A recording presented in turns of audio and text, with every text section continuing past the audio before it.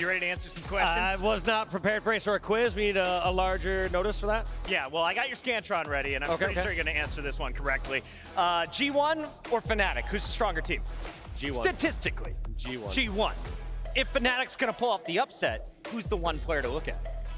Oh, that's tough. I mean, when I look at that roster, they all are these individually skilled players, but they're not fully clicking the same way that they see these top teams do. Now, if you have to try to single someone out, I feel like I look at someone like J0. I mean, he was known for his free-for-all prowess in Halo 5, kind of got his rise individually there, and that's generally where has been like the scouting ground for Halo in history sense. Like, all right, who's individually super skilled, and then how do we turn that weapon into a 4v4 monster? Looking at our best of 5 here, we got Live Fire, King of the Hill to open things up. We go to Catalyst for Slayer, and Game 3 is on Oddball Streets. We got a little sample of that from G1 earlier, looking to clean up their game since they played Optic, but we're in the elimination bracket, right, Dave? I almost feel like anytime you drop down to the elimination bracket, it's a fresh start for everybody. It's win or go home, no room for error here, and it's really just going to come down to who is going to set that tone early. When G1 was able to do that earlier, you saw them starting off, have some confidence. If they start off slow, they can get behind the 8-ball early. Yeah, this is a terrifying spot because you said, yes, you're on a fresh start, but it's more of a pressure-inducing environment.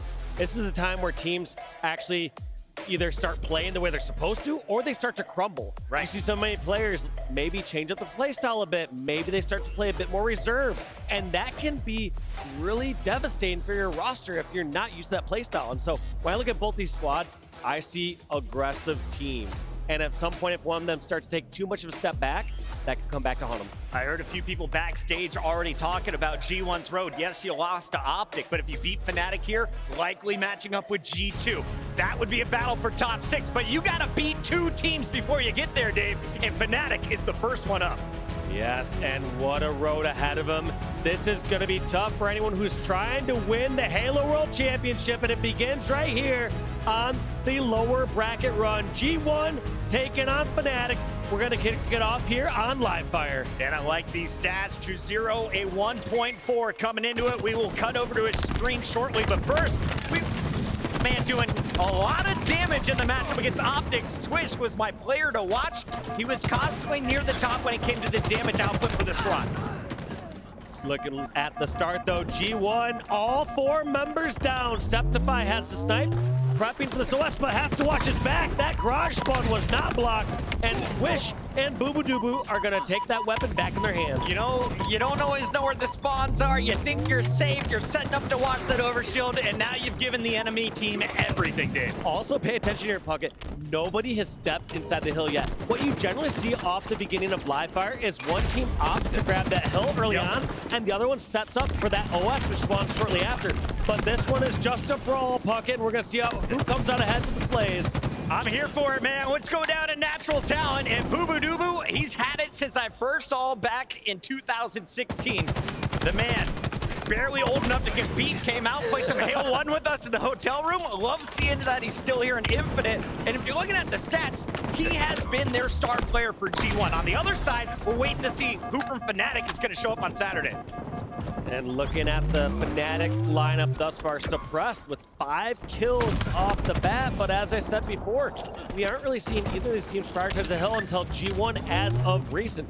We're going to see if they can do anything with these last couple slays. But look at this. We're fighting over near mud. We're fighting near tower. We're fighting nowhere near this hill, and this entire time, G1 are just scrapping up points. Everyone knows this first hill doesn't count, Dave. That one's just a myth. It's all about focusing on the kills and setting the tone. Get in your opponent's mind, then focus on the objective. Speaking of objective, 9 seconds till that next overshield, and Booba's gonna watch it with the sniper. Yep, and this is a predictable spot to watch him snipe. You know, Suppress is gonna be challenged over towards that tower. Now, Suppress, he's not gonna jump up and clamber right away. He's jumping up and shooting just like that. That's the difference between these top pros and the players that you're playing with in matchmaking. They realize they have to take care of the threat before they can get the toys. Yeah, you gotta shoot the guy in the face before you grab the goodies, and a green gun was waiting for him. Swish up top, nullifies that. Boo staying alive with the sniper rifle. It's gonna keep G1 in control. Already up 1-0 here in King of the Hill, and now they're starting to score on hill number 2. Yeah, but it's just like you said, it's been G1 control pretty much this entire time. Even when they're trading kills or going slightly down in kills, G1 are in just a better position. Right there, Boo doing a great job catching Septify off guard here. And now Fnatic are in that same position before. Do they go back and fight this random kill over at green for someone weak? Or do they push across the map towards the objective, where they're at C-plat? The fact that Boo was able to get a melee off before dying is just kind of another showing of what's happening to this Fnatic squad. Taking too much damage and putting yourself in rough positions. They gotta clean up the comms. Get them a little bit cleaner. Make sure you know where the fight is gonna be before you turn the corner. Look at this. Predevinator has his teammates just on the outskirts, watching this area. You saw Predevinator looking back and forth over towards dummies, then towards elbow. Now realizing that they have dummies under control and he only had to worry about that one angle. This is just perfect positioning by the G1 roster. I don't think they have touched it as of yet. That little sliver you see right now, everyone's kind of giving that little sliver. It's okay. Like, here's your starting. You can tap it. Here's your starting sliver. But you can't get it past 10%. Boo swapping it over now to his opponent. This is 0 from Fnatic, and we highlighted this player. You were picked up because of your raw talent. You gotta showcase it. He gets 2 clean shots in a melee, but the game says no. Barely misses it. You need all 6 bullets to hit with that melee for it to count as a 2-shot beat-down kill. He misses 1 bullet, and he pays for it with his life. Boo is able to turn this into another overshield. It feels like G1 always with a sniper, at least to look over the overshield if they're not picking up themselves. And Boo, well, he's got all the toys, Dave. Boo had that OS, making most of it. Do it again! Doesn't need to zoom in! You have a zoom in button, Boo. Use it if you'd like, but I understand if you don't. Come up close. The man's ready to inject you in the mouth. And we got 2 new spawners. There's the first. That one at the knee. Can't quite connect. Grenade's gonna land. Melee's gonna finish Arctic. Boo Doo just scared 2 players away, Dave. And look at this. Anytime he's weak, just sitting off to the side, letting his teammates swoop in and finish. And this has just been such a dominating performance outside that first minute of traded kills. It's been G1 all the way. We're nearing that 10%, but it doesn't matter. 3 hills now locked in for G1. Boo 12 kills, Swish 10, everyone adding to the assists, especially Devin. He's been very busy this game, challenging for top damage for G1. And you look at the kill feed, Squall, he's just frying folks in the middle, Dave. Yeah, and also as I look at the slays, like generally everyone's closer to even, but Boo is that standout player, killing everyone, like I said, on those outskirts. That's just such a smart position. Almost gets the insta off there. That would have been nasty by that overshield cylinder.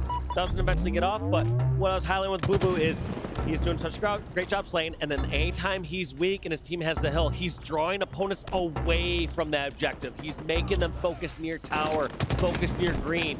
It's just a smart position that he gets to flank and draw opponents away. Arctic was in the power position. As he's dropped, Suppressed has to run, and he's going to be met in the tunnel by Boo. Swish also in the kill feed makes it 3 down for Fnatic. So every chance you are for Fnatic to start scoring, something going wrong. And it all starts with your key member getting taken down on defense. And look at this, securing the OS, standing on top and saying, somebody shoot me. You can't do anything about it. As G1 are securing these last few points, it's going to be a clean 4-0 here on the first game. King of the Hill on live fire. G1 ain't going down yet, Dave. They still got a lot of fight left in them here at the Halo World Championships for Halo Infinite. And a strong showing from the man they needed to put up numbers, Boo Doo, the whole squad, putting up positive digits. Predevinator closing things out with a nice overshield hill control. Yeah, 50% more kills than Fnatic. It was 48 kills total for G1 and 32 kills total for Fnatic. So when you have that much lane power across the map, they made such quick, effective, objective work. Game 1 down. Still 2 to go if you're G1. On the other side, never count out this series until it's finally over. We just saw a reverse sweep over on our blue stage. Yeah, before I'd be like, hey, this series is already shaping up to look like a G1 trample. But like you said, we're at the Halo World Championship. Yep. That is nobody's safe here. Doesn't matter if you're up 2-0. Even one of our biggest titans in the form of Cloud9 was taken out. United, Cloud9, G1, Fnatic, all here in the elimination bracket. This one to decide who's moving on into our top 8 and who is going home. Both teams understanding the gravity of the situation. Right now, G1 saying, let's keep this momentum rolling.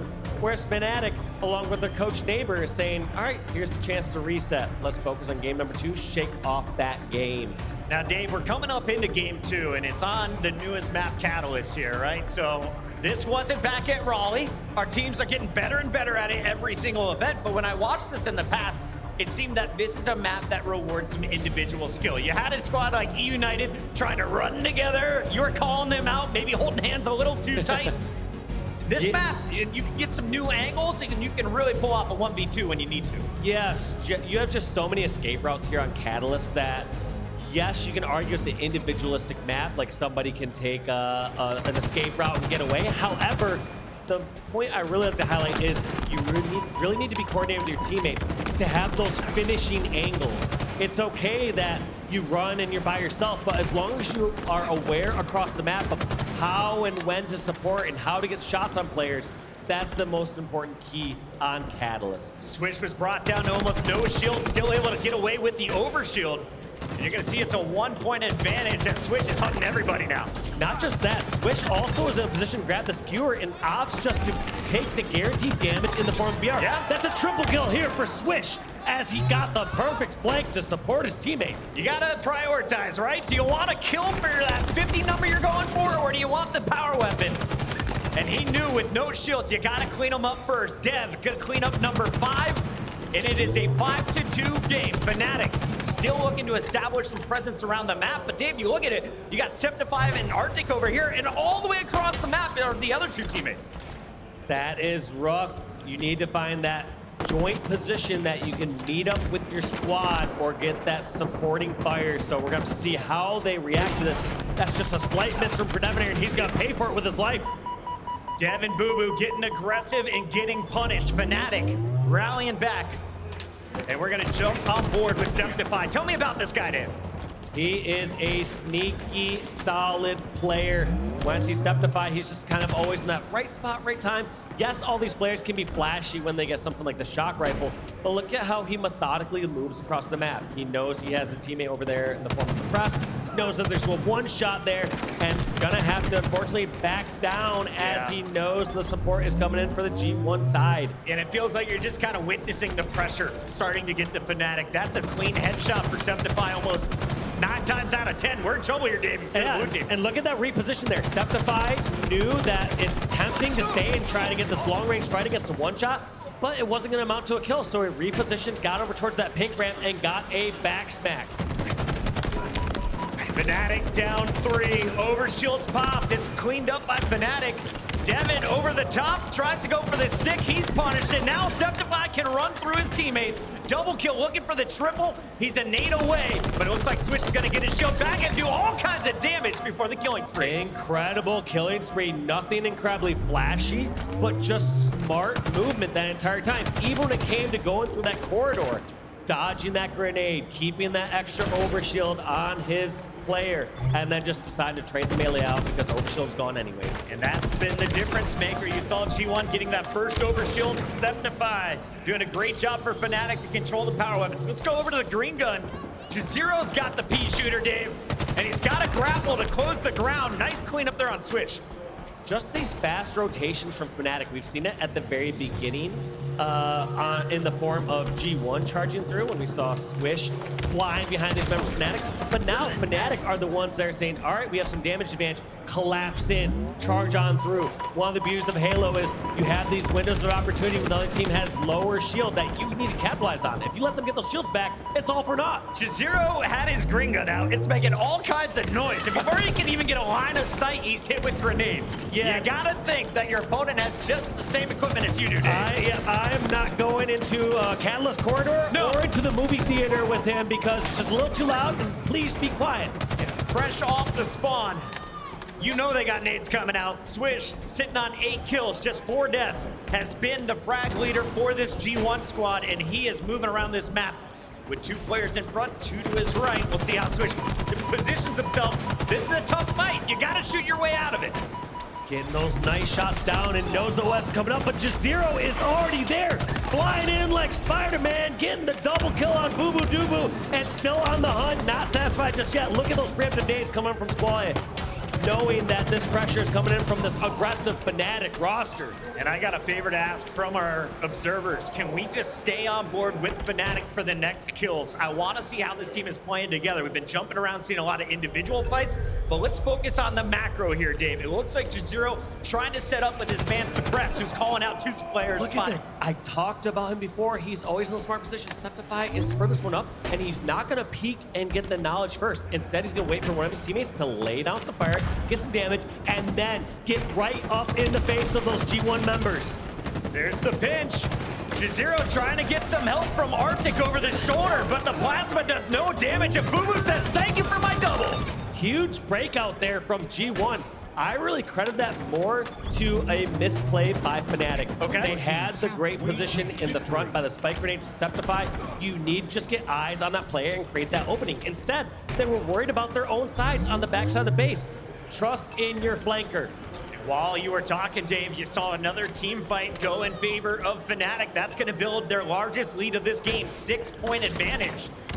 We're past the halfway mark. Energy Sword is up. You're not going to see that in action, but there's Overshield. That's what they're going to be fighting for. They are prepping up for this OS in 25. Arctic kind of sniffed out there and is going to be out of this fight for the next 5 seconds as he's trying to get that shield back.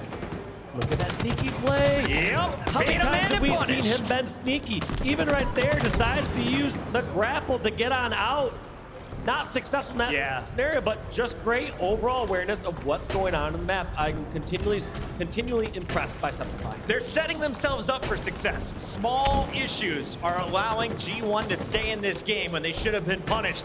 Taking a look at the map, though, G1 starting to stack up, and they're getting picked apart from across the map. Suppressed, doing a lot of that damage. Septified now taking down Devin, and Swish trying to answer back. And that's so odd to see because generally the team that gets the Overshield to power up is the one in a powerful position. But in this case, Swish got OS. He's like, where are all my friends? Where did they go? They all got picked apart.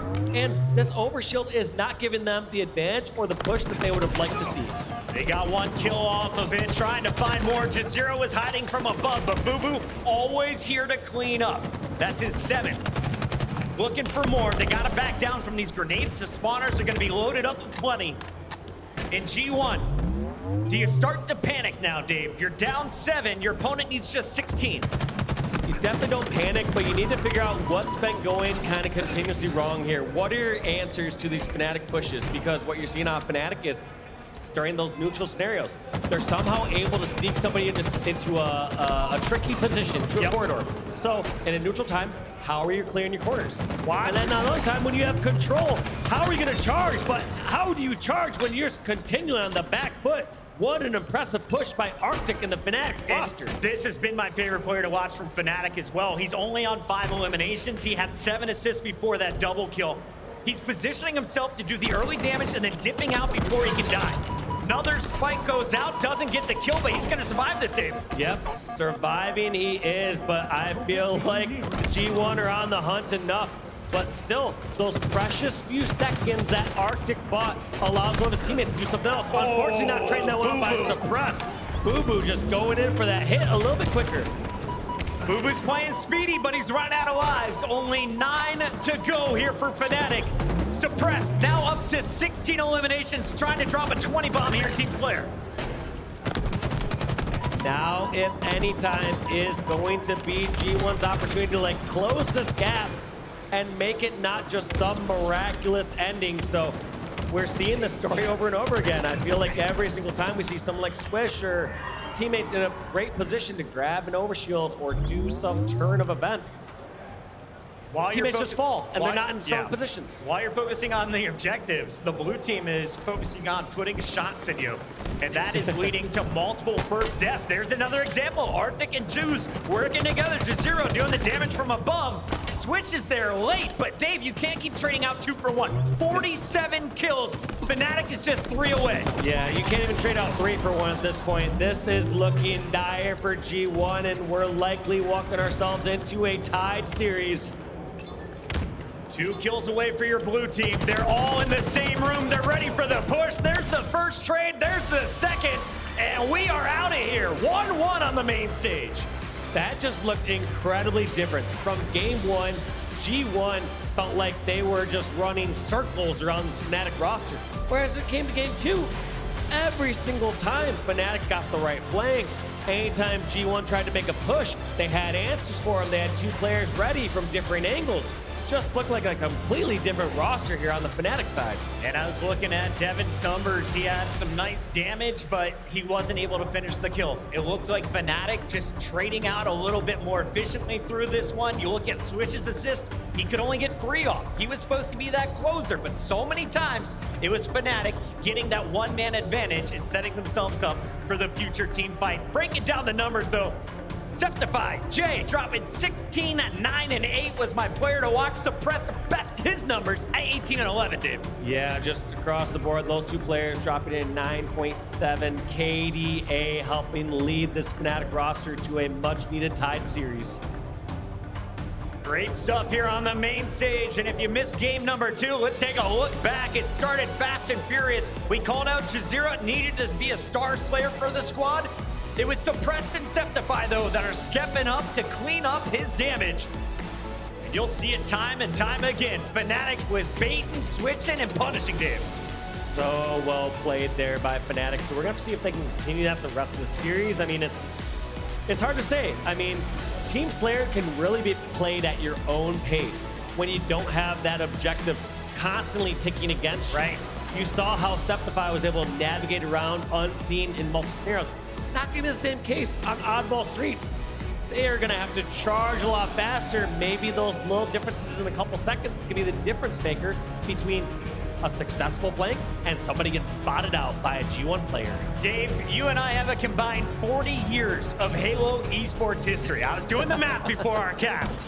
This is the best graphics I've seen yet. Well done to whoever's working behind the scenes. Let's jump into game number 3, though. Fnatic G1, we're in the elimination bracket. You win or you go home here. This is the swing game. And both these rosters were vying for the Rockets. It's going to be Boo Boo with the Rockets. Trades out and Suppressed, and that ball is going to be grabbed. Debonair, the last one alive. What is he going to do in tires? He's going to get taken out. That's what's going to happen. Now, of course, in Oddball, you gotta hold that skull for 100 points. You do it twice, you win 2 rounds, you're moving on to the next game. Arctic on your screen, trying to flank in on this ball position. He's gonna go high while his teammates trying to pinch low, but it's not gonna work out for Fnatic. They're going a little bit too early, a little bit too alone. And just look how much this map has evolved in the sense that Boo Boo gets shot from driveway. His first thought isn't this player's coming through driveway. His thought is that player's making the pizza jump and jumping up over on the commando balcony. He's doing that jump. We've all failed about 30 times, maybe 3,000, depending how often you play. Suppressed on your screen. Here in the call-outs, he's the Punisher, right? He's got the Stalker, he's got the Bulldog. Power weapons here on the map streets. Holding it over in Ivy, but still not certain if his angles are covered. So you can see that Fnatic still aren't certain of what areas are safe and what are not. And now that Arctic's down, you could see someone like Suppress wrap up a few seconds. Otherwise, the play might be to slay out, because what'll happen is if Fnatic die here, G1 will have their own tram setup. Big push by Boo Boo, big 1v1 win.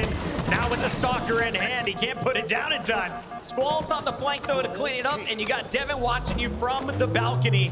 This is the setup you wanted for G1. Yep, and that's why you didn't see Arctic and crew scrapping up all that time over in Tram. They were more worried about a full setup, and I don't know if you know about Boo Boo. One thing he doesn't like is getting flanked, and the second thing he doesn't like is palm trees. Yeah, I hate those bushes in the sky. Rockets are up. You got your blue team Fnatic eyeing it. Devin gonna be the first distractor. Boo Boo gonna try and punish over his shoulder. Let's see who makes a move as the ball currently in the hands of G1. They're gonna give up map control as they focus on the objective here. Yep, and now with 2 members down, they have to drop that ball and focus on slays. Where is Boo Boo? These players know that he's sneaky and that he's somewhere near Tram, but they're not able to find him. Those are those key moments in time where when you have the numbers advantage, you need to find those last players standing to secure it. Otherwise, Boo Boo's gonna be able to buy time for his teammates to spawn and then continue the setup. The fact that he is still alive, Dave, still tossing the ball to his teammates and keeping Fnatic on their heels. Boo, he's only got 3 kills, but he is doing so much in this game. Yep, and look at this reposition. He knows that this player is not going to quickly run around any corner at Tram, and so he tries to help his teammates over at B, but ultimately Arctic goes back to finish off Arctic. The battle he started, the battle he went back to finish. You can't take that fight, my friend. Now when Boo Boo's playing this hot, no shield, finally going down after surviving for 2 full minutes. Not even just surviving 2 full minutes there. At the very end, he gave his teammate Swish a nice, free, easy kill near the driveway. Boo Boo isn't trying to go out and fight some desperate 1v1. No. Instead, buying those extra seconds. Anytime you can let one of your teammates get first shot, it's a bonus. If you get your teammate first 3 shots, even better. We've been tracking efficiency. That's the damage that's been converted into kills. These 2 teams pretty similar. G1 not impressed with their performance though against Optic Gaming. Looking at that number, it was glaringly obvious that they weren't able to finish the damage they started. And now for the first time, we're also seeing this ball being rotated over towards the PD and A side of the map. So most of the time we've been seeing it over at Tram. Let's see if this plays out better in Fnatic's position, because every single time it's been at Tram, we've seen G1 pulling with a significant lead. Do they play different from this side of the map? We'll find out. Fnatic trying to set up in the back side of the map over at PD. Suppressed able to get the opening kill, and you see the ball carrier, Squall's trying to run away. Big kills here by Boo Boo and Squall, but a cleanup opportunity from Arctic. Could have gone for the triple kill instead. Just 1 kill, and he's not getting away with this ball alive. No, he's not. Both these teams vying for control towards back tower. Not only will you be rewarded with the ball, you'll also be blocking spawns and having your teammates spawn in a more advantageous position. So look at this Fnatic with their first real setup. They know these players are spawning over on Tram side. How long do they extend this? They started with a setup around the 20-point mark. Can they catch up? One good step on ball streets can hold long, but this feels like it's an over-rotation here, Puckett. Right here. They think G0's someone is to their right. They think someone is so close on that tower. There's no need to push over towards A tower if the ball's all the way at driveway. So this was a overextension and rotation from the Fnatic roster. G0 finally joining the fight, and yes, the kills are against G1, but that was risky. Juicy's able to stay alive. All kinds of grenades coming his way. The explosions left, right, and center. As Boo Boo is going to clear the path to the oddball once again. Fnatic's got to break in a new direction. I like that back down over from driveway to go reposition at stairs, but you could see the confusion here from G0 in a couple situations. One, holding back A tower during the rotation, and then secondly, even considering tossing that ball over towards B Street. Not understanding that there were many members of G1, in fact, 3 or 4 members of G1 over that B Street. If he had all that information, retrospect, he would rotate that ball into Tram. We need more info, boys. Somebody's got to step up the comms. The scouts are out, and it's Fnatic able to convert the kills here, Dave. So rockets were up. This is the second rocket in a row we see for G0, but it's not converted into much.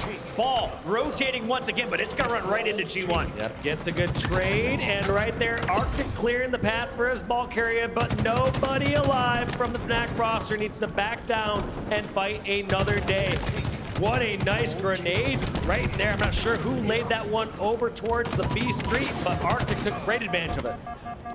Swish, the man on your screen, was the reason that Fnatic wasn't able to get away with that previous oddball, but now he finds himself in a 1v3 chasing after the objective. Able to clean up Septify, so now we've got 2 left in front of him. And Swish, he just needs a little bit of help here. Start with the first 2 shots, get your teammate to push in and trade out. We have ourselves a 1-second game. Both these teams just vying for slays. Whoever's able to walk away with these kills can get these last seconds and win. And that's going to be G1 picking up, getting the 55-second mark. And Septify, last one alive, gets to try to grab the ball. Out of time. Not able to get it. Boo Boo just looks on over and says, a win's a win. Doesn't matter if we win 100-0 or 55-54. We'll take a 1-point difference as it's G1, the first on the board here in Oddball. Neck on neck in time, and I'm looking at our Prowler 200 stats. 44 kills for G1 and 46 kills for Fnatic. So technically, Fnatic slightly outslayed there and still lost by 1 second. Septify is going to grab the oddball first. setting up by Neon. Meanwhile, rockets are used. That's the double going down on the opposite side. We got Boo Boo back at Tram with the Stalker rifle. Dave, I feel like this guy just lives here. I mean, he's got a Metro pass, the monthly pass going on over here. Just always finding something there. Gets that nice trade in that situation, but you gotta wonder, should he be fighting on that side of the map when his team doesn't have a control? When Boo Boo has a flank like that, and his team has ball control, that's fine. When his team doesn't, he's in fact spun them all the way over at Tram. Sure, you know you get a good bonus from your monthly membership, but don't bring us all in on that. It's only good for one, son. Septify running away with this oddball. Squall trying to put a little bit of pressure on Fnatic before they can set up. It's just 2-0 and Septify here, and that was a perfectly timed push from your red squad. Great push, a great ball play attempt, but did not toss the ball out towards the Rockets like he intended. So this is now going to be G1's turn to set up with the ball near PD. Now this is the fine time. We were talking before about Boo Boo being in Tram. Why is it fine now? Because he can be a huge nuisance over towards the balcony with a Stalker rifle while his team step across the map. And Fnatic have to choose, do they charge ball or do they take care of the threat behind them? Free Devonair laying out so much damage there towards back A. Can someone clean it up? Yeah. Septify is just staying alive though. Switch is saying thank you, sir. Devin doing the damage, doing the distraction work. And Switch was able to stop that oddball. So not much needed for G1 to put an end to Fnatic's run there. Fnatic not done yet, but they're not picking up any time, Dave. And last round, they simply ran out of it. They did run out of time last time. We see now a couple kills on the board. Fnatic have a 2v4 scenario. These members of G1 are pushing fast enough, so they're not going to get those PD or back A spawns. So this should be a quick, easy cleanup, but I actually like this play. That was pretty clever. These members of Fnatic, instead of just trying to hold back A tower until they die, they rotate over towards Neons, see if they can pick off any members of G1 and reconvene with their teammates who are spawning at Tram. Well, Panic Melee is going to cost Dev. From times where I've been seeing lackluster or bad pushes or rotations from Fnatic, right there was such a fantastic rotation. They went from a down 2v4 scenario to regrouping and getting all the kills and getting ball back in their hands. All right, let's talk about this play from Arctic Dame. What is the setup Fnatic's looking for here? You got the ball on the opposite side. Pressure is coming from the rocket spawn. They're just looking to rotate this on over towards Tram, and this was a great rotation. You need to be able to kill any of those players that are flanking through, and so Arctic's job in that case was to deal with the stairs. Deal with stairs, deal with anyone going towards tires from the jump up. But yeah, Arctic did that fantastic. Ball is down, he's baiting it here with the Bulldog jumping out to finish the kills down low. Can't quite get Swish. And again, Swish battling for his life is finally cleaned up, but the ball has been scooped up by G1. Your score, 30 and counting to 71 here for Fnatic. This round two, definitely different from our first. Yeah, different roster here kind of showing up in this case. I mean, they're outslain by 6 kills in the second half of the second round. But the score differential is much larger. We've seen not messed up rotations. I think the part I want to highlight. Yeah, rotations from Fnatic. I feel like we saw some rough ones in round one. However, round two has been great. And then in addition to that, I feel like Boo Boo has arguably been anchoring at the wrong times. Yeah, the flanks from G1 aren't paying off like they did in that first game. Yep. Devin, pole dancing, eliminated, suppressed. Gonna do the damage there. J0 though, topping the kill feed, and here is why. Look at his gun skill. He's gonna trade this one out against the top fragger, Boo Boo Doo Boo. I also love from J0, he jumped from that commando balcony over towards the back of Tram so that anyone that potentially was waiting back there would not hear his footsteps and would be surprised a little bit more. You lose the advantage of sometimes that first shot in your predictable path, but sometimes you gain that sneaky advantage, that stealth advantage. Dave, this is feeling like chill out from Halo 1. It is getting scrappy. Players are coming at you from every entrance possible. It's gonna come down to the frags at the end. And Fnatic, they are in the feed. 3 versus 3, ball down, and that's a big one from Squall. Big one from Squall, but I also gotta hand it to Fnatic there. Just Zero was doing such a good job just dropping and slaying. Where we'd seen mistakes before in round number 1, he made the right choice. It did pay off due to execution, being outnumbered, but regardless, the right decision was made. You're making the right choices. And that's leading to a lot more team fights going in the way of Fnatic here in game 2. Squall surviving as the pressure is coming up Neon. And this G1 team finally has the setup they were looking for. And now they have to decide, do they want to hold this over towards back 8? They're going to rotate towards Tram. They're hoping their teammates spawn over at Tram. Now that they're down in numbers, and these players are taken out one by one. Looks like Septify is going to grab that ball and say, no, thank you. Let's bring this back over towards A. 88 points on the board, and they are inching closer to victory. Everyone's spawning up on the other side of the map. You just gotta survive for 5 more points if you're Septify, and we are going to a round 3, Dave. No grenades in time. Fnatic clutching up in this second round, and you look at the numbers. We've got Jazero wide awake, 29 kills, looking for the first 30 bomb of the lobby. He is absolutely destroyed. So even though we were critical earlier of some decision making, we just do that because we know what he's capable of, and we got to call out when some makes mistake here on the Halo World Championship stage. They clutched up in Slayer. Now a chance to run back Oddball after dropping the opening round. G1 though, still putting pressure on your blue squad. Fnatic gets away with the rockets. They're looping around. They've got the Oddball. They just know Boo Boo is somewhere lurking. Yes, and unfortunately, Suppressed is not in that great a position. He has a death screen on him, but that's a bit surprising, kind of unaware of which side they're going to come from. Generally, a rocket player should at least be able to trade, especially when they're running into your line of sight. I guess props to G1 for keeping them guessing that long. Yeah. I don't know who to credit for the chaos, I mean, but something's working. I would assume there was a death screen on that player, and if they saw him turn the other way, they could shoot that rocket player in the back and then get that out of their hands. Taking a look at your assist, you can see all of G1 starting to work together.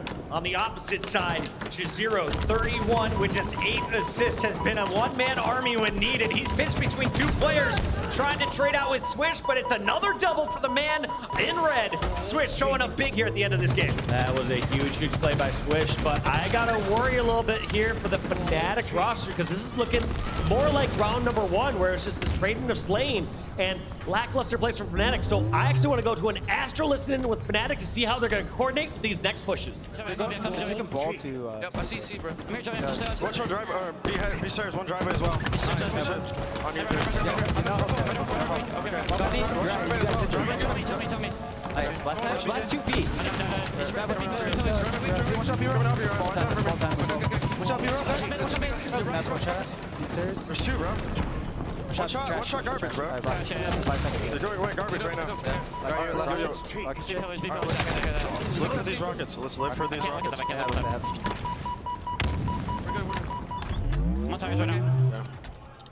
Someone get heaven, maybe? I'm I think they're gonna bait benches on the Rockets. They are. Watch out, mid. Wait, you left.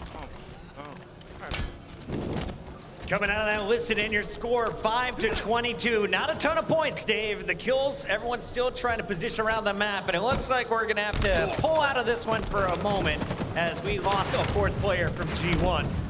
But you gotta look at this Fnatic squad and just think, this is the team with momentum now. You won game 2 after that game 1 loss. You lose the opening round, but then you come battling back in that second round, and then that third round, I felt like your positioning was way stronger than what we've seen in the first 10 minutes. Yeah, I mean, even though they were getting a little outslayed at the early bouts of round number 3, there wasn't a bunch of time being racked up from G1. They didn't have this impenetrable setup or anything like that. Instead, it was just kind of traded back and forth slays, a little in favor of G1, and Fnatic still hanging on there. But we know what they're capable of. We've seen how many times they've just shot up in slays. We saw Jazero dropping over 30 kills so far throughout that game. They're on fire. Fnatic is scary, and this is a position I don't think we expected to see G1 in. And can you kind of tell me, we have some of the players with headsets off, so we're going to just talk macro level here. Yeah. Talk to me about these game 3s, these swing games, Dave, because being able to battle back in a game 2 and tie things up, I feel like that's the first step of success, right? How important, though, is this game 3? Do you worry about it knowing that you got an extra life afterwards, or is this a must-win scenario? I mean, I always look at it as momentum-based back when I used to compete. However, when it's this day and age, these teams and players are so good, they have such stronger mental games that you really see these teams, even when they're down 0-2, as we saw with Native Red, being able to come back against someone like Cloud9. So that momentum thing does hold true, but I don't feel like it has the same sort of effect as it did back in the day. These players are a lot bit more stoic. They know how to reset after each game and then go into a fresh new game, understand the gravity of the situation.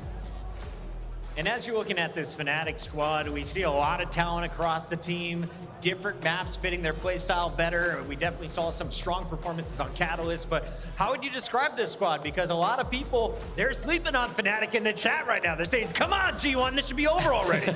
They're strong, but I mean, the thing about Fnatic is they haven't been that massive threat throughout the season to contend for like a top 3, top 4 spot. Whereas G1 has been that threat. They've always continually been on that cusp.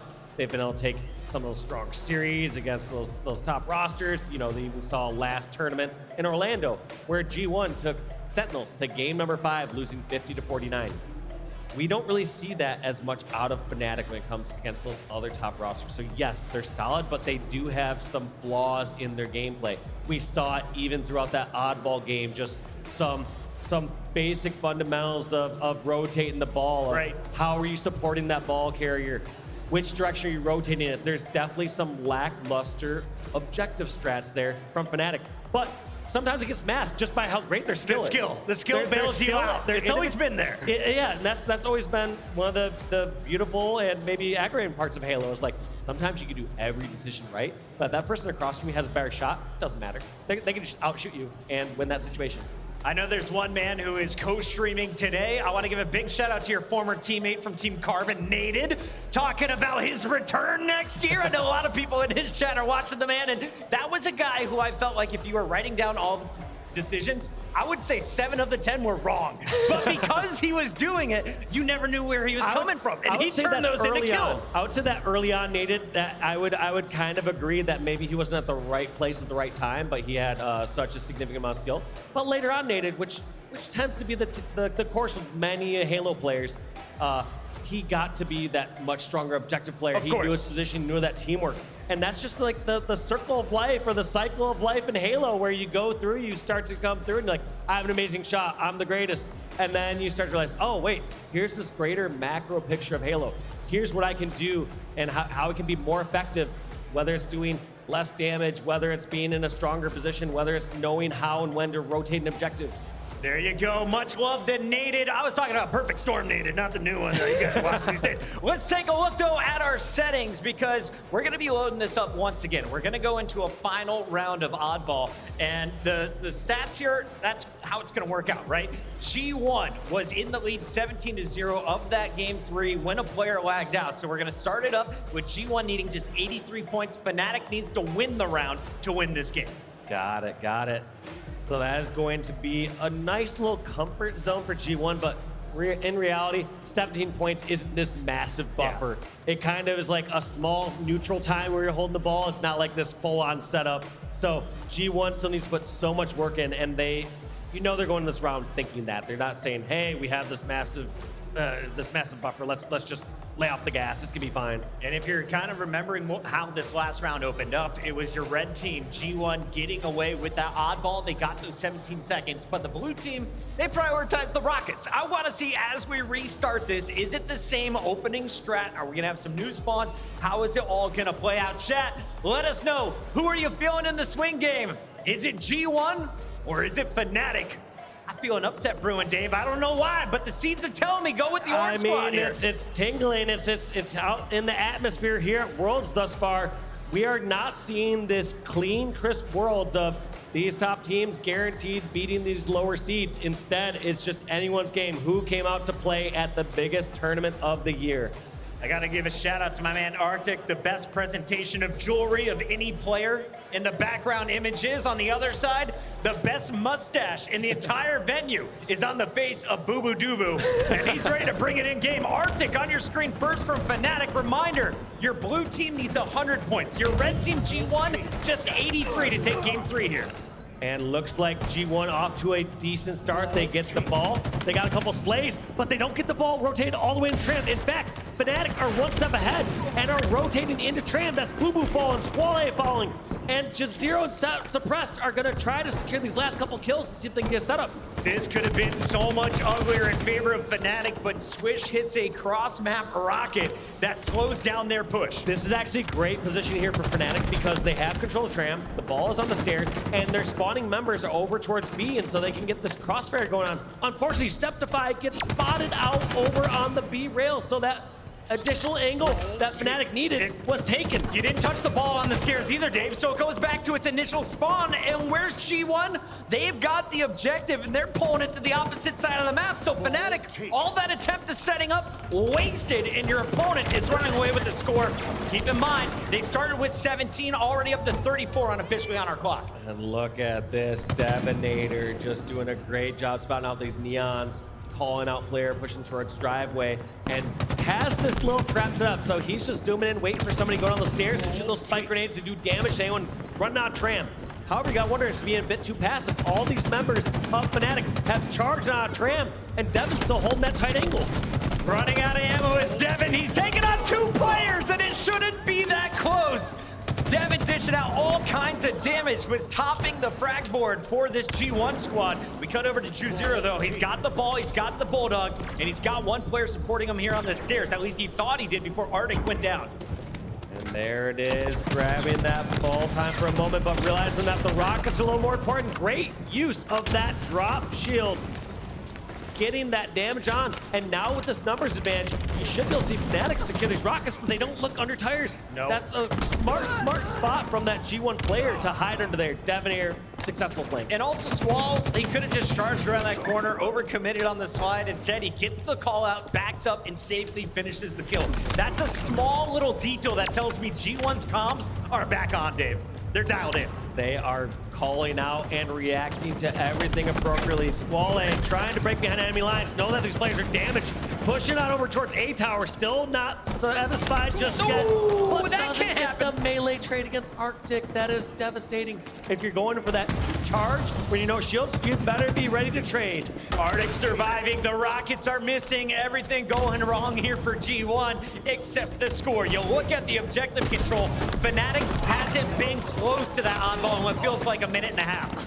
They have not, and just looking to get that slaying prowess out there again. Fnatic had all 4 members down and an overkill for J0. The player who had 30+ kills before the reset is coming out strong here in this crucial replay round.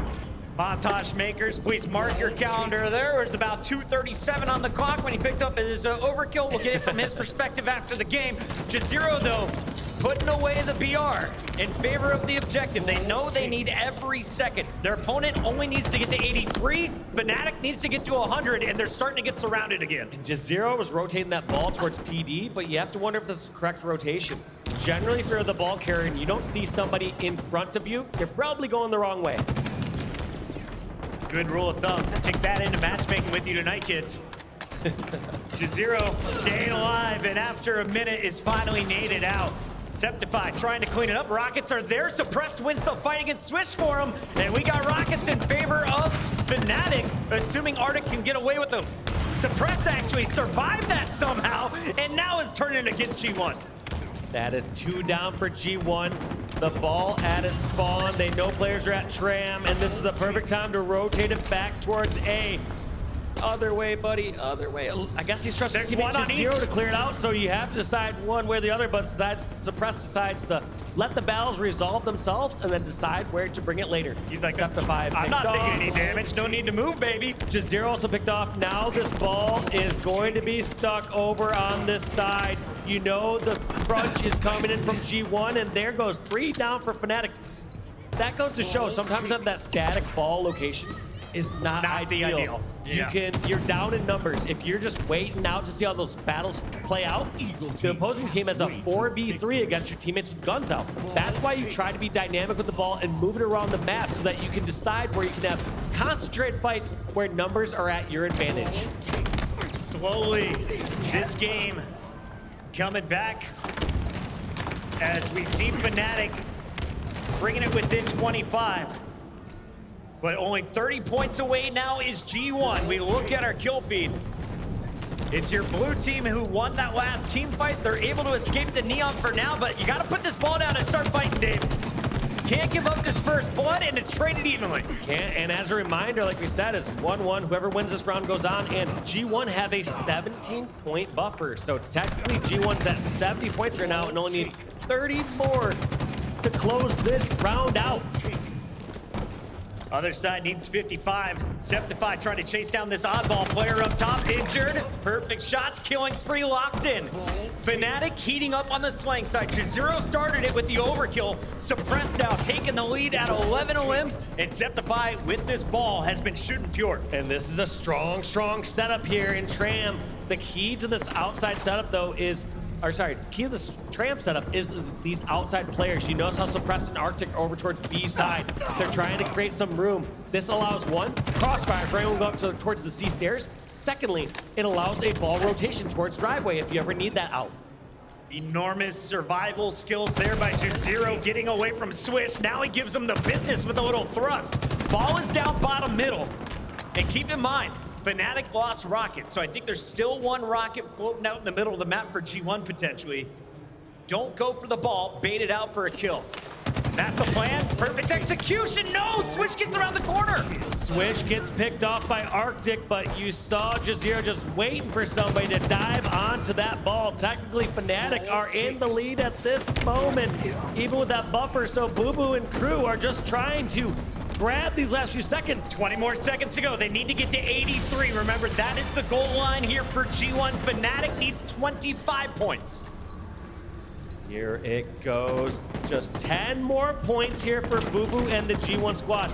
They got a time where you can hold it all the way back to Tram. I don't dislike this decision. It's done, Dave. It's done. Go to 82, 83. It's G1 with a 2-1 lead here on the main stage. I also like that play from Boo Boo at the end to push over towards the driveway. Some people might cower in the back towards Tram, just saying, all right, we need to grab these last few seconds, and you can set yourselves up for a big reverse momentum position as they kill you and take over a full Tram theft. Instead, Boo Boo's gonna bring out more in the open, just grab a few seconds, just to avoid any disastrous situation. Much love to all four of these players representing G1, their coach Eli as well. But if I was gonna give an unofficial MVP, I'm looking at Swish. Selfless plays, jumping on the oddball, pushing in with no shield, trading out clutch kills when they needed him. And of course, Boo Boo. He loves the Tram setup, Dave. He loves He got it more often than not. Boo Boo loves public transportation. That's another fact you don't know about the man. Yeah, carbon footprint, 0. He loves holding down the area, but you could just see how often he's that anchor position. Always on that flank. Couple times, not the right exact time, but more often than not, he is doing such a great nuisance. You saw it there in game number 3 on Streets Oddball. You saw it incredibly successful in game number 1 on Live Fire King of the Hill. Are we gonna see any sort of successful flanks like that again from Boo Boo in game number 4 on Aquarius CTF? I'm looking out at this crowd and the seats are starting to fill up. Seattle, how we feeling? That front row is waking up. We got more winners brackets still to come here on the main stage. But first, we got to finish this elimination battle. Who is going home? Who's moving on into our final 8? This is going to be a devastating loss for Fnatic if they cannot clutch this up. Nobody wants to be going home at this point. You made it this far, and you want to just continue playing and get another shot at your legacy in the Halo World Championship. Legendary coach Naver behind Fnatic. Eli, a man who had a position on midship named after him, coaching G1. But it's the 8 players in game that deserve all the credit for the win or the loss here, Dave. And Devin, he's trying to hand a big L to Fnatic. 1v2, and he's coming out clean with the killing spree. Triple Carol also knows who the last member is, calls out to his teammates, and Suppress somehow fights his way out with that heat wave, taking out Devinator and Squally. For Devinator, setting the tone for G1. You really just need that explosive play to open things up to get the rest of the squad rolling. But on the other side, you'll notice something. Suppressed, 0 deaths. He's on your screen. He's got the heat wave. Power weapon on this map for sure, Dave. One thing I also noticed is on G1, Nobody has the kill except for Devonator, who has 7 kills on the board. Doing everything his team needs just to keep this in a neutral position right now. He's the cleanup man. If they're dropping shields, he's cleaning them up. Swish, here's the call out that Septifies bottom middle. Can't get the bank from the heat wave. J0, He knows to someone's save still him. down there. He And just knows it. is Swish keeping these shields down? Because those shots are worth it if he is. I think I heard a little ping there during one of them, so I am not entirely certain, but I believe he would not be wasting shots unless he knew he had some chance of keeping the shields down. Nice grenade from Suppress is going to buy a little bit of room for Fnatic. We got to remind folks, though, how Aquarius is going to work, Dave. These 1 kills being traded out, not a big deal. When does your team start to feel the pressure, though? Is it 2 down, 3 down? What's the danger scenario here on Aquarius? 2 danger scenarios as soon as your team starts to go 2 or 3 down and the team flies towards your base and starts to put that squeeze on. The second danger scenario is when teams start to play this different neutral style game where they don't care to hold down pink or car, and instead they opt to just push in towards your base before securing those kills. Those chaotic times are those are the 2 times that you can be at most risk for losing a flag cap. The most successful grenades I've seen from Fnatic are the defensive ones, trying to stop players from pushing into the base. Great flank, 2v1, the pinch is there. Squall and Devin. Switch is gonna find a third. It's just J0 left, and this is a free flag cap. Yeah, this one's gonna be too tough for J0 to stop. I mean, those players died way too close to that flag being pulled off, but wait, we saw Swish just fall. Squally took some damage. There, the flag goes in for a detonator, but that was a bit of damage, and Fnatic actually are in a decent position if they get 1 more kill to go for a counter cap of their own, but there is the stop to it as Squall had a nice flank, and Fnatic are just gonna have to settle for a 0-1 start and go back to the drawing board. It's a bit of a skirmish. Both teams trying to lock down this left side of the map for Fnatic. Devin's gonna win the battle. Boo Boo there in support, and Suppressed and Arctic are gonna get pushed out. It's now G1's map with 3 down. So many slaves across the board. It's now a 2v2 scenario. J0 and Arctic, the last one's over at their flag, but look at the positions from G1. They have been able to push all the way over towards the util on the side. Whereas Fnatic, they're all stuck in the base. So even if somebody gets weak here from G1, they have to fly out, just like they did right there, in order to even get the finish. This is so impressive. The base defense, Dave. I feel like this is a football team that will give you 99 yards, but then hold you at the goal line. They have clutched up twice now for Fnatic when G1 is threatening their flag.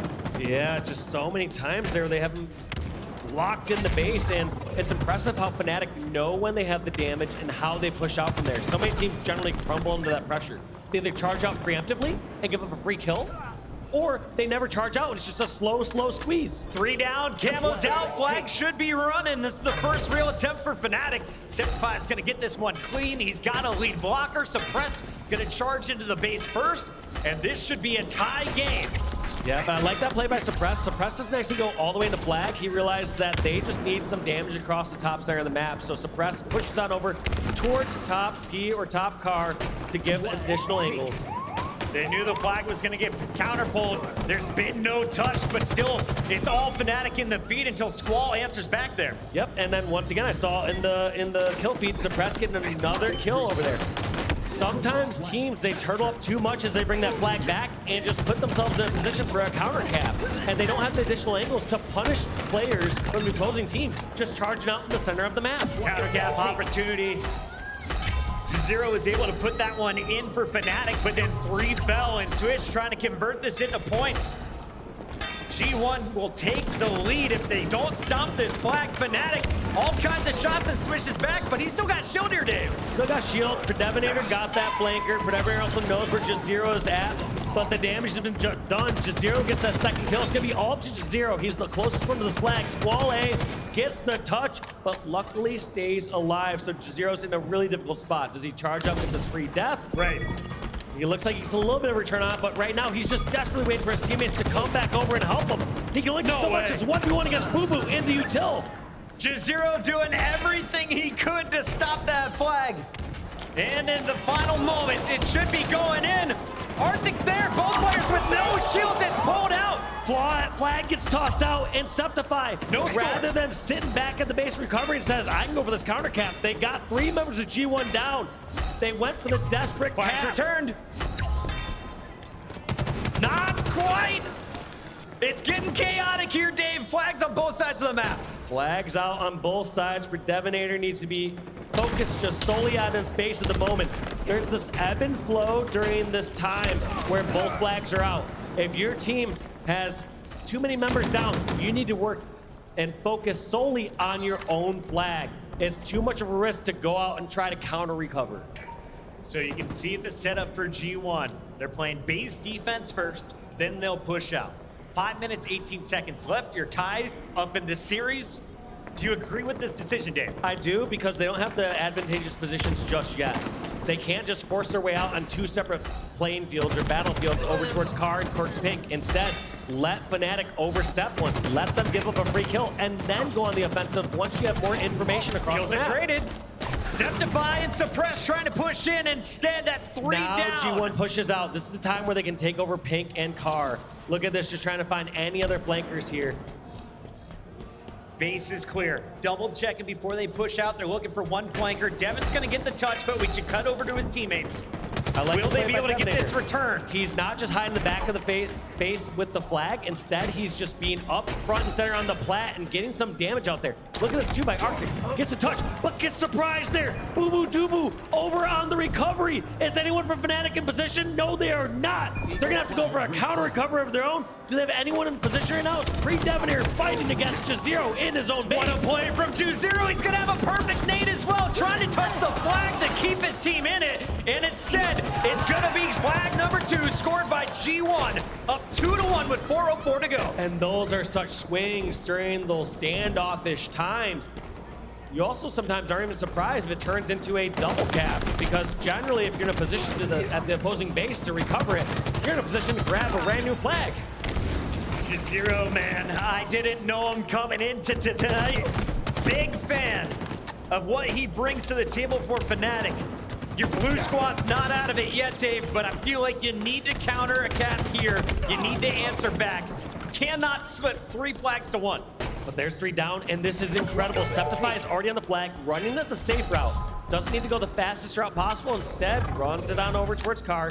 And here comes the punishment from Fnatic. They're trying to look for any sneaky players. And there's Boo Boo, the first and furthest one up. Finds Pre-Devinator over on the flag, gets that massive damage of the heat wave.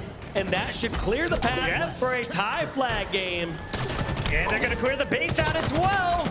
Arctic needs just one more bullet. The reversal is clean on Swish, and you're going to see Suppress was able to win the melee fight against squad. So now the whole squad pushing forward, 4-2. But now you see 2 members down for G1. Once again, you saw these members of Fnatic pushing towards the flag and then run towards utility side. This time they aren't run towards util side. They realize there's too much threat there, and look at this down the center run. Let's go. Tries to hit that curb slide, not successful, but all in the moment's time. Over the course of 1 minute, we see Fnatic now in the lead. Let's go Fnatic. They need a game 5. They were trailing for almost 7 minutes. Now with the advantage going into the final 2:30. Looking at this flank though from Jazero, these members of Fnatic all charged across top, and they had 1 player down low. Look at this weird push from Swish. I appreciate the aggressiveness, but they didn't have a clear route as to where they're going to run that flag. And sometimes that panic sets in, or sometimes that unclarity sets in, and you say, well, we got to make a cap at some point. I'm already here at the base. I don't know of a better position to fight in. Honestly, his grenade was perfect too. The Dynamo dropping players to no shield, but the Triple cleanup for isn't there. Septify. Septify with the triple when you need it. Flags returned, and you're gonna see this Fnatic squad on the attack. Swish though with Camo, trying to play spoiler here with the heat wave behind enemy lines. I don't hate this play. It doesn't seem like they're opting to push in the flag just yet. Septify get another kill on the kill feed, and here comes that slay from Swish. It's not a crucial kill. That's not what you want to trade out there, Puckett. No, Camo, heat wave, you're looking for a one-shot scenario, and instead you get traded out. All right, now watch how Fnatic are playing this compared to the previous minutes. Every so often before, you saw these Fnatic members charging in to the utility side, charging in on the G1 flag and pulling after a kill or 2. Instead, they're kind of sitting more in these power positions, just worried about these slays. They realize the only chance G1 has is getting out of their base and getting a Fnatic flagpole. So why give them those extra yardage? Why spawn them over towards Fridge or Util? Dave, Swish is still in single digits. Finally gonna find his 10th kill. But I was just looking at the numbers, and it seems there was a slaying battle that had turned in favor of Fnatic over the last 5 minutes. 38 seconds to go. If you're G1, if you want to avoid that Team Slayer Game 5, you gotta clutch up here. You gotta get a hand on a flag. In theory, playing a bit more passive is the correct way to go, holding those power positions, but you gotta wonder, what is Fnatic's playstyle? If they're used to aggressive playstyle and pushing the opposing flag, you gotta continue that up. Do not turtle up and give G1 a chance to get back in this game and get a flagpole. 12 seconds. That's all the time. If you're Fnatic, you just gotta clear the base for 7. Look at this 5. turtle up. No one but Devin to touch the flag, and he's gonna get a pull. Can they keep it alive here, Dave? That was gonna get down low. Suppress the last one. Getting shots. They know there's one over near Fridge on their own flag. This is going so far here, but the flag is now in a vulnerable spot. Someone from G1 needs to be standing on to stop that pie chart from going down. The pie is gone. No, Switch is gonna touch it right before it disappears, and the return isn't in yet. Boo Boo can't get to it. The camo's on top. We're going to a Game 5. Also, just the confidence there from Suppress saying, all for it out. I'm going to start looking over my teammates and celebrating.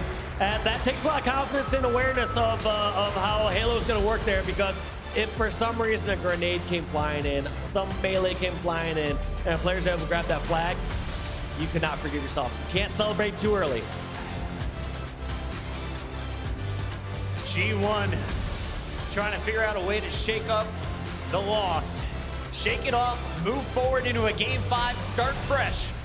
But if you're remembering what went down earlier in this series, it was kind of a one-sided affair when we went to Catalyst Team Slayer Game 2. It was a one-sided affair in the favor of Fnatic. However, we are playing this time on live fire, and we saw how effective Boo Boo Doo Boo was on that tower side and on those flanks. Can he translate that to a Slayer game? We'll see. A Game 5 here on the main stage. And it looks like our players gonna need a moment before we kick off that final finale here in the elimination match. Who's going home? We find out next, but here as we look back across our series, a 4-0 to open the day for G1, looking so clean in that King of the Hill. But then it was Fnatic in that Game 2 that really showed me they're here to stay, Dave. Yeah, not the series I would have expected based on that round number 1. So taking a quick look at some of these replays coming out of these squads, you saw nothing but Pre-Devinator coming out hot for this G1. killing spree. Oh. This killing spree, he was the first and only 7 kills for G1 at the start of Aquarius CTF. Devin setting the tone. G1 able to convert that into an early flag cap. They had the power-ups, they had the map control, but this Fnatic squad never went away. Suppressed, Septify, really showing up big in Games 3 and Game 4, but this G1 squad, they're the favorites coming in, and I think everyone right now in the chat is telling me they're still the favorites coming into that Game 5. Yeah, one thing we've always talked about G1 is they're capable of beating those top rosters. They can crack into the top 2, top 3 like we've seen with the NA Super. However, one thing we haven't highlighted is saying, well, can they also still be beaten by these teams that are arguably more 9 through 12 teams or top 8 teams? And the answer I'm seeing is yes. Fnatic are coming out and showing that they are equals with G1 right now in the series. 4 games in the books. 1 more game to go. And as we look across this Fnatic lineup, Dave, I want to know, who would you give MVP of this CTF? And who are you looking at going back into another Team Slayer Game 5? Ooh, I would say Fnatic MVP in that CTF's got to be Suppressed or Septify. You have to give so much credit to those players who are getting those flag runs started. Yep. The ones who are behind enemy lines doing so much work. There's so many times we weren't on Septify's POV, but I was looking at the kill feed, I saw a triple kill. Another time I'd see him get another kill. It's like, all right, this guy is clearly getting a lot of engagements and coming out ahead. Suppressed and Septify leading the squad. As Fnatic ties up the series, we're sitting here at 2-2. We want to welcome everybody back in live here from Seattle. Chris Bucket alongside Walshy, the GOAT. Dave, it is so awesome to be back at another Halo World Championship. What number is this for you? Did you do the math before the show? I did not do the math. I mean, I am not one of those people that like kept every badge from every event. Like, I should go back and do the math and see how many events I've attended, you know, competing and casting. 3,012. That's the exact score. If you're keeping track at home, Walshy's an old man just like me, but the young men on the main stage, they are playing for some serious cash. $1 million up for grabs here in our Halo World Championship. And pretty much every single round you win, your prize pool doubles. That's just rough math for it, but especially for these early rounds, you know, you go from 5,000 to 10,000 to 25,000 for what your team's taking away. So just so much at stake for every team here. And especially when these two teams are on the line, you know how crucial this game number 5 is. Yo, can we aim that camera down? Look at the bling on the Master Chief helmet. Devin, some of the freshest jewelry in the venue today. Predevenator was a hero in game number 3. Looking to turn it up again for G1 as we go into game number 5. The decider. Who's going home? Who's moving into the final 8? Still no one believing in Fnatic, chat. I don't know. I don't understand it. Have they not showed you enough to press 75? They're here to stay. There's no chance you can vote against these guys with pure confidence. Look at how well they've bounced back from the series. When you look at game number 1, you would not expect this series. A dominating 4-0 coming out of G1. But the rest of the series has been a complete different story. So this Fnatic roster, it's anyone's game here. We're talking game 5 here, live fire Slayer. 2 teams, one goes on and one goes home. Last player is loading in. Seattle, are you enjoying some Halo this weekend? The action kicking off with a game 5 in just a few moments. Reminder, we are live across 4 different streams this week, and we got our community stage with voiceover artists and more, all stopping by to say what's up to the fans here in Seattle.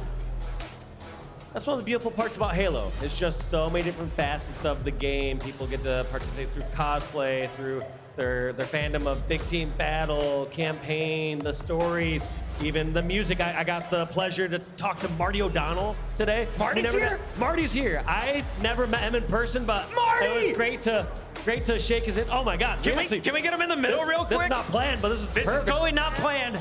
It's not good. They said we can't get the shot framed up. No worries, no worries. This is Marty O'Donnell, the legend behind the Halo soundtrack, the Halo music.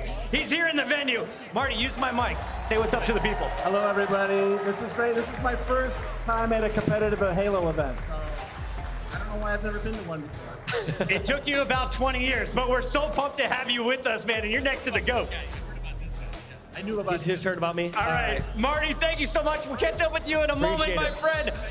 Halo legends, you know we got another legend in the building. Stop on by, say what's up to him in the crowd. Everyone from 343, the old school folks, all coming out here to celebrate Halo's biggest event of the year. Yeah, fun story about Marty. So everyone knows him as the composer and, you know, master behind a lot of the music that you know in Halo. But back when I was first with Gamers Outreach Charity, when one of the first events was canceled, when I heard about this through Zach Weigel, Marty O'Donnell actually wrote into the paper when they found out that this event got canceled. And solicited him even before knowing anything about like these events, but he basically said, hey, like, let the kids play this tournament. This is a fun event that got canceled. And so I have a lot of respect for Marty for that. He's always been looking out for the Halo community. Yes. Much love to everyone who's been a part of the Halo franchise, from the lore to the stars from the esports world that are gracing our stage. We are celebrating Halo in every way here in Seattle this weekend. Game 5 of your lower bracket kicking off right here. This is the first round of elimination. This is what can set the tone for the rest of your weekend, Dave. If you can come out hot, set yourself up, everyone can make that lower bracket run. Yeah, you don't want to be in the position where it's one game between you and elimination, so both these squads want to get themselves reset. They want to get one more win and then put themselves back on even footing in the elimination bracket. But like I said, this one is too tough to call, Puckett. Live Fire Slayer, we saw Slayer won by Fnatic earlier in game number 2. We saw Live Fire, King of the Hill, handily won by G1. Who's gonna take it when you combine those two worlds together? Live Fire on the map, Slayer on the game mode. We got Fnatic taking on G1, both their tournament lives at stake. in the Halo World Championship. I don't want to admit it, Dave, but I am feeling a Fnatic squad, and we're opening up with Jazero. Can they pull off the upset? Remember, G1 coming in with the number 7 seed to this event, playing for top 8 here. And look at this, no real contestation here. Zero has to know something's up, realizes that's either bait or doesn't realize that he may be getting flanked. So we're gonna see what happens here as this sniper still is untouched with the first 30 seconds of this game. And Overshield's also popping. Yes, kills are being traded out, but it's in favor of your Fnatic squad. Septify doing the damage, picks up the double, looking for more. Players up top, and he's gonna get away with the overshield. No, it's on the ground, but his teammates there to scoop it. Gets the overshield on the ground for Jazero, and you know he is going one direction only. That's forward. He is pushing in towards the garage, trying to put the hurt on these G1 members. Happy to get in a close range battle with the Predominator to get that melee trade. Shots in his back, Jazero with the 360, repulsing his way to safety. You gotta love the movement of these pros. They've really figured this game out by now. Yes, they are not getting snagged in any corners. You're not seeing many flags hitting the ceilings like we saw within the first month or two. Septify is a monster right now. That was 3 fights where he had half or no shield, Dave. And the man constantly putting the pressure on his opponent. They think he's coming one way, a teammate comes and cleans you up. That's now translated to scoreboard 12-8. We have a 4-kill lead for Fnatic here. I like that play by Jazero, trying to be a little sneaky and wait for his teammates to call him out. Whoa. And eventually taken out by a nice boo-boo-doo-boo flank. I don't know how he got there that quick. I wasn't sure if he used a repulsor to get up there or if he went all the way up through the nest and elbow. Like, did this man just spawn? Where did he come from? He did not expect him for Jazero. We've got 3 players all setting up on the Fnatic side for this next overshield. We'll find out, though, who is going to walk away with it. Boo Boo, watching over from the crow's nest, has the best angle. And this overshield is popped and not the exact position you want to be in here. Great You would rather have shots. Sniper, and like this, he's trying to close the gap, and Jazero also taken out. Last time when that overshield was dropped on the ground, the second Fnatic member was able to grab it, but this looks like it's going to be a G1 overshield as these teams are brawling it out near that cylinder. I don't know if it is, though, Dave. Look at this. Arctic just forces 3 G1 players back. It's on the ground, and Jazero is able to get it. Jazero gets a second shot at it. That was a great trade by Predominator. Some players just hightail it and run away from the overshield. Somebody has to deal the damage to it, and that's going to cost G1 3 of their lives and a continued 5-point lead here for Fnatic. Sniper coming up soon. You can see him setting up for it. Jazero gonna spot out the new spawns, call it, and flank. Checking down low, he hears the info he needs, and now, Dave, I love the way Fnatic is approaching these fights. Yeah, it's a little surprising. It feels like both teams are opting to give up this top center control and trying to get sneaky route. And here comes the push from both sides. Suppressed and Jazero sandwiching over in the top center. But now G1 have reconvened in that top center sniper area. Arctic and they walked falling away with it. Yeah, Arctic falling is what caused that to fall apart for Fnatic. He was on the back end flanking that G1 setup. They notice it, 2 players turn on him, and they flip this map on his head. Squall gets away with the sniper rifle. They've got the high ground, and what was a 5-kill lead is now cut to 3 for Fnatic. Look at this, Walleye trying to hold down the tower, but this is such a dangerous position, knowing that he's the #1 target. Gets that melee trade against Suppress. Suppress just T-Rex arming that, and that's so tough. On land here, you can do those little dance battles to avoid those lunges. Sniper, heat wave, sniper, heat wave, battle rifle. Boo Boo's giving the sniper, and he's giving it for a reason, Dave. He's getting aggro with this thing, though. New Obi coming up, and there are 3 players in his face. He second guesses it. He says, all right, I no longer want to be this close. Instead, he wants to move on back, but here comes the push. Jazero gets the kill on the sniper. Septify grabbing the West. Third and one. what it looked like was going to be a good setup for G1 kind of falls apart again. It feels so rough for them, and look at this, just trading kills back and forth in bomb center. That's not exactly gonna play out in your favor when you don't have those weapons. It could have been way worse. Able to trade out a double kill on the way out, but the overshield met with the pea shooter. Fnatic, they've definitely been prioritizing that overshield, but it's good to see G1 pulling out the counters. Scoreboard 26-29, though. Your blue team holding on to the lead at the end of another team fight, as this one keeps going back and forth. 3 kills is negligible, especially at this point in the game, so you don't have to be too worried if you're a G1 fan. It's just as it crawls closer and closer to the end, that's where those kills are really gonna be a factor. One thing that looks good for G1 though is they were down by 5 kills kind of consistently throughout this game, and they've been able to make it more of an even match. So let's see what happens with G1 if they eventually get an overshield and if they eventually get a setup. Quick peek shots from Boo Boo. Pulling out the commando and trying to keep the shields down so Devin has a chance here. Instead, coming over his head with suppressed, jumping down. And we're gonna see Boo Boo trying to connect on the jumps. It's not gonna land when he needs it most, Dave. That fight, it's no longer there. And they're gonna lose a 4th overshield in a row if they're not careful here. They have 24 seconds set up for it here, and if you're gonna make a long flank, now it's time. But looks like Arctic is on the hunt. They know they're over there. This is also great knowledge for G1. They see 2 members, one over towards Elbow Garage, one over towards Green. This means that they can outnumber Fnatic 4-2 over at the overshield if they move quickly. They're just trying to follow the callouts to chase the kills, but it leads them in all the wrong directions. An uncontested overshield number 4 now for Fnatic. I love this play by Arctic. Just gonna delay it a bit, even though it was a little preemptive there to throw it in before knowing the player was over at the elbow. But here comes the push. Going in towards Green, and it's just a cleanup job right here as these members of G1 are weak. We are back to a 4-kill lead here for Fnatic, and that's looking a lot more comfortable once you're at the 40 mark. Yeah, you were saying 3 kills, not that big of a difference. That's true early in the game, but once you get into the 40s, it can be terrifying. No longer can you trade evenly. You have to be smart with every single approach. The one saving grace we have for G1 is they got a sniper on tower and they don't have any close pressure. So this could be an opportunity to take some time. Nice save on his teammate there, but that's traded 2 for 2. So depends how you want to mark that one. It's not like that's leading towards any larger charge, not leading towards an overshield, but we're at the neutral slow games. Let's see what G1 does with the snipe in the hands of Squall A. And I'm glad that Arctic decided to back down. He and J0 trying to get an angle on Squall. As soon as they see that snipe, they bail. Flank is here. As Fnatic tried to sneak up the back, they get called out, and look at your scoreboard, 44-44, a huge punish from G1. That was Fnatic trying to be aggressive, trying to get a sneaky flank, but it was just countered perfectly. They didn't have any high ground to punish someone who is looking over the edge. Generally, if you have a large flank like that, you need something to follow it up on the high ground. Boo Boo with no shield, trying to get out with his life. He does. Squall watching over him, but Swish now in trouble.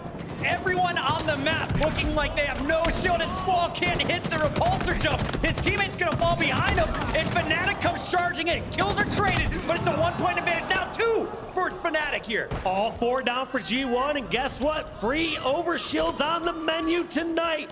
Arctic gonna take that overshield and push on over towards Nest.